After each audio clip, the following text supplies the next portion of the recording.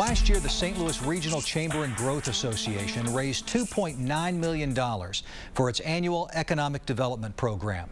Nearly 90% of that money came from private businesses, but St. Louis County gave the RCGA $200,000, and county officials weren't exactly thrilled with the results. I would grade their performance as being okay, with the ability to improve. Despite that lukewarm endorsement, Denny Coleman, the president and CEO of the St. Louis County Economic Council, says the RCGA has helped the county connect with businesses and overall has probably earned the money it gets from St. Louis County. But he admits he doesn't really know how the chamber has spent $2 million in county funds during the last decade. We put that money into the general fund for the Regional Economic Development Campaign. We do have a contract that says what we expect in return for our investment, but we don't tie specific dollars to specific functions. They can spend it any way they want. In essence. Is that true? Let me add a piece to that. That's true, though? Since you're referencing the economic development Mr. fund Fleming, itself. In fairness, if I'm asking you a direct question at this point in the interview, I'd really appreciate if you give me a direct answer. I'm running out of time. Okay. I know you've got to get moving. Yeah. In fairness. Okay. All right. Is that true? It's true, but the county executive serves on the board of trustees of the economic development campaign that goes through extensive oversight and approval of every expense that is made, and that board of trustees includes the mayor, Alan Dunstan, Steve Ellman, and Charlie, in addition to business leaders. So what you're telling me is that they have signed off personally on the way RCGA spends city, county, other municipalities' money? Of all the money. Of all the money. So Fleming says 4 elected officials personally approved all of the money in that almost $3 million campaign. Well, that came as a shock to those 4 elected leaders. First off, I haven't signed off on anything. Madison County Board Chair Alan Dunstan isn't sure how the RCGA spends that money, since he and other elected officials are non-voting members who don't see detailed budgets, much less an expense report. We don't get into the line items of the way money is spent. And I wasn't there when you interviewed Mr. Fleming, so I don't want to say too much more than that.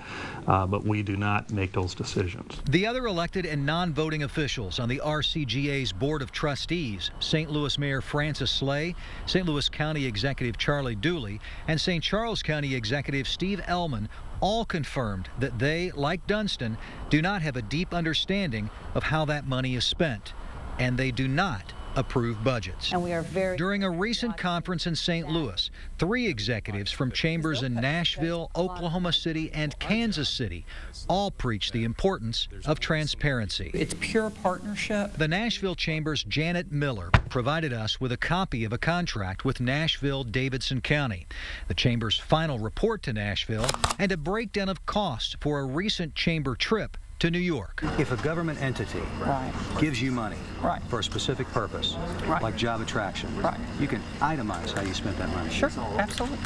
Every penny of it. And you're willing to do it. Of course, of course. Miller also says Nashville has audited some of the Nashville Chamber's expenses. As part of a written agreement with the RCGA, St. Louis County has the right to audit the way the RCGA spends St. Louis County money. But it has never done so, even though St. Louis County publicly questioned RCGA spending on a highly paid consultant 7 years ago. In 2004, News 4 discovered that the RCGA paid $1.4 million to management consultant David Levin. Levin, shown here in an RCGA video, claimed to be psychic. In a magazine article about his psychic family, Levin's wife and 15-year-old son insisted they had clairvoyant powers, too. I would have appreciated a little more directness on this from Mr. Levin.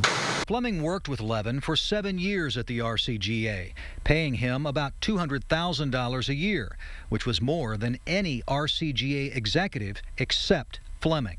Sources say Levin, who rented this apartment in University City, had input on who should be hired and fired at the RCGA, though Fleming denied it at the time. Fleming did admit that Levin interviewed top executives in the region, giving Fleming background about the executives and what they wanted out of the regional chamber. Did you know David Levin was a claimed clairvoyant? No, I didn't. All the years you knew him.